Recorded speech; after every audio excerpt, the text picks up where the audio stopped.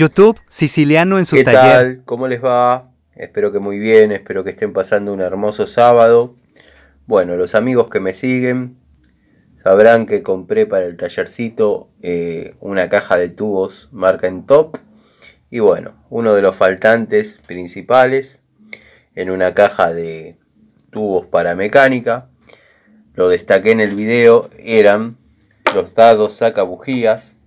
Acá tenemos de 16, de 14 y de 21 milímetros, marca Bremen, muy recomendables. Este jueguito, uno igual utilizo en mi taller, acá en mi taller.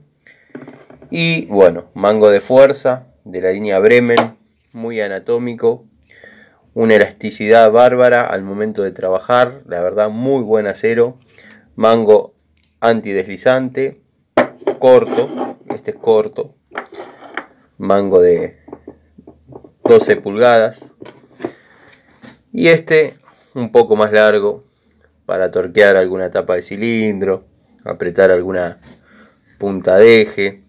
La verdad, muy buenas herramientas, muy recomendables.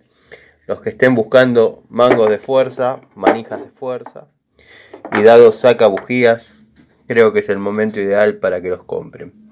Les mando un saludo, videos cortitos para los amigos que les gustan los videos cortitos. Porque bueno, lo destaqué en el video, si bien es un excelente juego, el de la marca Entop, no es lo mejor, pero bueno, es bastante cerca de las expectativas que uno tenía para ese juego. Pero bueno, faltaban estas dos cosas, estos dados sacabujías y estos mangos de fuerza, como para que sea un juego óptimo para taller.